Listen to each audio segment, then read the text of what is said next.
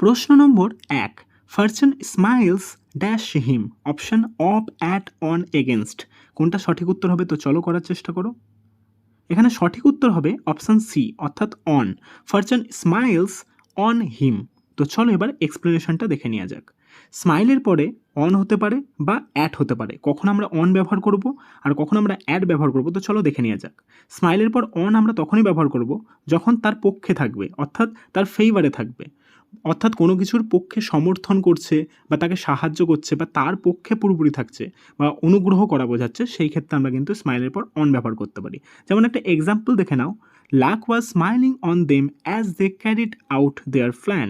এবার স্মাইলের পর আমরা অ্যাট কখন ব্যবহার করতে পারি? অর্থাৎ যখন মক অ্যাট বোঝাবে, অর্থাৎ যদি কোনো কিছুর কোনো বিষয়ে বিদ্রূপ করা, কারো কোনো বিষয়ে বিদ্রূপ করা বা তাকে নিয়ে উপহাস্য করা বা তাকে নিয়ে মজা করা বা তার কোনো জিনিস নিয়ে মজা করা, সেই ক্ষেত্রে কিন্তু আমরা স্মাইলের পর অ্যাড ব্যবহার করে থাকি। যেমন এক্সাম্পলস দেখে নাও, he smiles at the threat given him over phone, অথবা all his friends smiled mockingly at his failure. প্রশ্ন number ২, the dacoits yielded dash the police. Option at, to, for, in. কোনটা সঠিক উত্তর হবে? করার চেষ্টা করো। এখানে সঠিক উত্তর হবে অপশান বি, অর্থাৎ to. The dacoits yielded to the police. Yielded to মানে হচ্ছে বশ্যতা স্বীকার করা বা আত্মসমর্পণ করা। প্রশ্ন number ৩, before she could reply Peter jumped dash with an objection. Option হচ্ছে অ্যাট, টু, অন, ইন। কোনটা সঠিক উত্তর হবে? করার চেষ্টা করো। এখানে সঠিক উত্তর হবে অপশান ডি, অর্থাৎ in. Before she could reply Peter jumped in with an objection. তো চলো এবার এক্সপ্লেনেশনটা দেখে নেওয়া যাক। জাম্পের পরে মোস্ট অ্যাপ্রোপ্রিয়েট প্রেপোজিশন যেগুলো হয় সেগুলো হচ্ছে অ্যাট অথবা অন, না হলে জাম্পের পর টু হতে পারে, জাম্পের পর উইথ হতে পারে, অথবা জাম্পের পর ইন ব্যবহৃত হয় কিন্তু খুব রেয়ার। তো এবার জাম্পের পর অ্যাট কখন ব্যবহৃত হয় আমরা দেখে নেব। Except an opportunity or offer eagerly, অর্থাৎ কোনো বিষয়ের প্রতি অতিশয় আগ্রহ দেখানো বা কোনো কিছু জিনিসকে লুফে নেওয়া, সেই অর্থে কিন্তু জাম্প অ্যাট ব্যবহৃত হয়। যেমন একটা এক্সাম্পল দেখে নাও, he jumped at my offer. সে আমার অফারটাকে কিন্তু লুফে নিয়েছিল। তো এই ক্ষেত্রে আমরা জাম্প অ্যাট ব্যবহৃত করতে পারি। এবার আমরা দেখে নেব জাম্প অন আমরা কখন ব্যবহার করব। জাম্প অন অর্থাৎ attack or criticise someone suddenly, কাউকে নিয়ে সমালোচনা করা বা কাউকে আঘাত করা, সেই ক্ষেত্রে কিন্তু আমরা জাম্প অন ব্যবহার করব। যেমন example, he jumps on me every time I get something wrong. তো এবার দেখো জাম্প টু কখন ব্যবহৃত হয়। জাম্প টু ব্যবহৃত হয় আ কনক্লুশন, অর্থাৎ কোনো কিছু না ভেবে সিদ্ধান্ত, কিছু না ভেবেই যখন সিদ্ধান্ত নেওয়া হয় তখন সেই ক্ষেত্রে আমরা জাম্প টু ব্যবহার করি। যেমন on shouldn't jump to a conclusion without thinking. এবার দেখে নাও জাম্প উইথ আমরা কখন ব্যবহৃত করব, অর্থাৎ উল্লসিত হওয়া বা অতিশয় আনন্দ করা, এরকম অর্থে কিন্তু জাম্প উইথ ব্যবহৃত হয়। যেমন example, he jumped with joy. তারপর জাম্প ইন আমরা কোথায় ব্যবহৃত করব দেখো, টু ইন্টারাপ্ট আ কনভারসেশন, অর্থাৎ কোনো কিছুতে ব্যাঘাত ঘটানো, সেক্ষেত্রে আমরা জাম্প ইন ব্যবহার করে থাকি। প্রশ্ন নম্বর ৪, nobody responded dash the call of the traveller. Option in, with, to, on. কোনটা সঠিক উত্তর হবে? করার চেষ্টা করো। এখানে সঠিক উত্তর হবে option C, to. Nobody responded to the call of the traveller. Responded to অর্থাৎ এখানে সাড়া দেওয়া অর্থে ব্যবহৃত হয়েছে। প্রশ্ন নম্বর ৫, your body language doesn't agree dash what you are saying. Option with, to, for, in. কোনটি সঠিক উত্তর হবে? করার চেষ্টা করো। এখানে সঠিক উত্তর হবে অপশন এ, অর্থাৎ with. Your body language doesn't agree with what you are saying. তো চলো এবার এক্সপ্লেনেশনটা আমরা দেখে নেব। অ্যাগ্রির পরে উইথ হতে পারে, অ্যাগ্রির পরে টু হতে পারে, অ্যাগ্রির পরে অন হতে পারে, এবং কোনটা কোন ক্ষেত্রে ব্যবহৃত হয় তো চলো দেখে নেওয়া যাক। অ্যাগ্রির পর উইথ তখনই হয়, অর্থাৎ আ পারসন বা বি কনসিস্টেন্ট উইথ বা বি গুড ফর, অর্থাৎ কোনো ব্যক্তির নিরিখে বা কোনো সামঞ্জস্যতাপূর্ণ বোঝালে বা কোনো ভালো অর্থে ব্যবহৃত হলে, অর্থাৎ একমত হওয়া বাংলায় যাকে বলা হয়, সেটার ক্ষেত্রে কিন্তু আমরা সবসময় অ্যাগ্রি উইথ ব্যবহার করে থাকি। যেমন একটা এক্সাম্পল দেখে নাও, everybody will agree with me. Agree to কখন ব্যবহার করি আমরা? আ প্রপোজাল বা ভিউজ বোঝালে, অর্থাৎ কোনো প্রস্তাব হতে পারে বা কোনো ধারণাগত দিক থেকে যদি বিচার করি সেই ক্ষেত্রে কিন্তু অ্যাগ্রি টু ব্যবহার করি, অর্থাৎ বাংলায় যাকে বলা হয় সম্মতিদান। যেমন এক্সাম্পলস দেখে নাও, your proposal is agreed to, অথবা he agreed to all my views but his father didn't. এবার অ্যাগ্রি অন কখন ব্যবহৃত হয়? আ পয়েন্ট, অর্থাৎ কোনো কিছুতে একদম হুবহু একমত বোঝালে বা কোনো কিছুতে আমরা যদি একবারে সহমত হই সেই ক্ষেত্রে আমরা agree on ব্যবহার করে থাকি। যেমন একটা example, after much discussion they agreed on the terms of partnership। আর আরেকটা জিনিস মনে রাখার বিষয় সেটা হচ্ছে agreeable টু হয় সবসময়, অর্থাৎ সহনীয় বোঝায়, অর্থাৎ this climate is agreeable to me.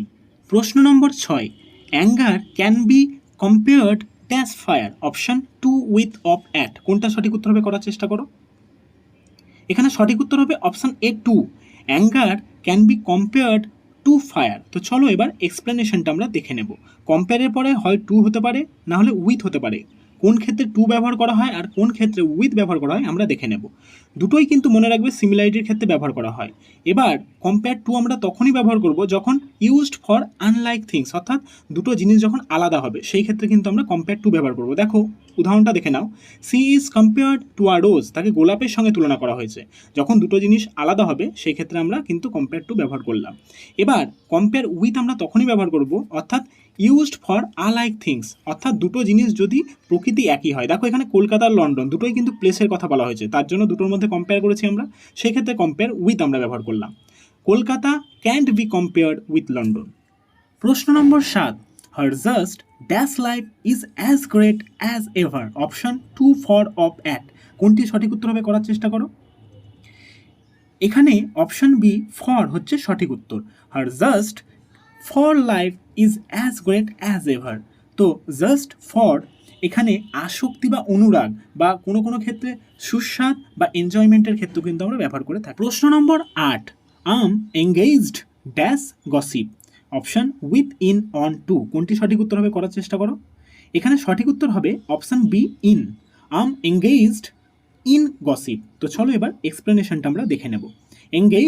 এঙ্গেজের পরে উইথ হতে পারে, ইন হতে পারে, অন হতে পারে, না হলে টু হতে পারে। কোন ক্ষেত্রে কোনটা ব্যবহার করা হয় চলো দেখে নাও। এঙ্গেজের পরে উইথ আমরা তখনই ব্যবহার করি অর্থাৎ নিযুক্ত থাকা বা সংযোগ সাধন যখন বোঝাবে, অর্থাৎ কোনো কাজে সে নিযুক্ত থাকবে বা সংযোগ সাধন সৃষ্টি করবে, সেক্ষেত্রে কিন্তু এঙ্গেজ উইথ ব্যবহার করব। যেমন he was engaged with him in conversation, সেক্ষেত্রে কিন্তু আমরা এঙ্গেজ উইথ ব্যবহার করলাম। এবার এঙ্গেজ ইন কখন ব্যবহার করব, যখন কেউ কোনো বিষয়ে ব্যস্ত থাকবে, কোনো একটা নির্দিষ্ট বিষয়ে যখন কেউ ব্যস্ত থাকবে সেই ক্ষেত্রে আমরা কিন্তু এঙ্গেজ ইন ব্যবহার করব। তারপর চলে আসি এঙ্গেজ অন কখন, ধরো কেউ কোনো রচনায় ব্যস্ত বা কেউ কোনো নতুন জিনিস সৃষ্টিতে ব্যস্ত, সেই ক্ষেত্রে কিন্তু এঙ্গেজ অন আমরা কিন্তু ব্যবহার করতে পারি। এঙ্গেজ টু কখন ব্যবহার করব, অর্থাৎ বাগদত্তা বা কারো সঙ্গে সম্পর্কে আবদ্ধ থাকলে সেই ক্ষেত্রে কিন্তু আমরা এঙ্গেজ টু ব্যবহার করতে পারবো। যেমন একটা এক্সাম্পল দেখে নাও, she is engaged to her boyfriend. প্রশ্ন number 9, someone entered dash the room behind me, option to into at no preposition. কোনটা সঠিক উত্তর হবে করার চেষ্টা করো। এখানে সঠিক উত্তর হবে অপশন ডি, অর্থাৎ নো প্রেপোজিশন, অর্থাৎ someone entered the room behind me. তো চলো এবার এক্সপ্লেনেশনটা আমরা দেখে নেব। প্রবেশ অর্থ বোঝালে এন্টারের পরে কোনোরূপ কোনো প্রেপোজিশন ব্যবহৃত হয় না। যেমন হি এন্টার্ড দ্য রুম, এক্ষেত্রে কিন্তু এন্টারের পরে কোনোরূপ কোনো প্রেপোজিশন ব্যবহৃত হয়নি। এন্টারের পরে ইনটু কখন ব্যবহার করি আমরা, তো চলো দেখে নাও। টু বিগিন অথবা to discuss or deal with something, সেই ক্ষেত্রে কিন্তু আমরা এন্টারের পরে ইনটু ব্যবহার করে থাকি, অর্থাৎ কোনো কিছুর মধ্যে নিজেকে যুক্ত করা বা প্রবেশ করানো এরকম বোঝালে কিন্তু আমরা এন্টারের পরে ইনটু ব্যবহার করি। যেমন এক্সাম্পলসগুলো দেখে নাও, he entered into the matter, অথবা let's not enter into details at this stage, অথবা they entered into the spirit of the occasion. এন্টারের পরে ফর, অন বা আপন এগুলোও কিন্তু ব্যবহার করা হয়ে থাকে। ফর কোন ক্ষেত্রে আমরা ব্যবহার করি, পরীক্ষায় বসা অর্থে কিন্তু এন্টারের পরে ফর ব্যবহার করা হয়ে থাকে। যেমন একটা এক্সাম্পল দেখে নাও, he has entered for the examination, এক্ষেত্রে কিন্তু এন্টারের পরে আমরা ফর ব্যবহার করলাম। এবার দেখে নাও এন্টারের পরে অন বা আপন আমরা কখন ব্যবহার করতে পারি, অর্থাৎ যোগ দেওয়া বা দায়িত্ব গ্রহণ করা অর্থে কিন্তু আমরা এন্টারের পরে অন বা আপন ব্যবহার করতে পারি, অর্থাৎ কোনো জায়গায় নতুনভাবে যোগদান করা বা নতুনভাবে কেরিয়ার শুরু করা, এই ক্ষেত্রে কিন্তু আমরা এন্টারের পরে অন বা আপন ব্যবহার করে থাকি। To start, to do something or become involved in it, অথবা to enter on a new career বা আন্ডারটেক, এই সমস্ত ক্ষেত্রে কিন্তু আমরা এন্টারের পরে অন বা আপন ব্যবহার করে থাকি। এক্সাম্পলসগুলো দেখে নাও, হি এন্টার্ড আপন এ নিউ জব, অথবা my brother has decided to enter upon expansion program of his business. প্রশ্ন নম্বর 10 এবং আজকের শেষ প্রশ্ন।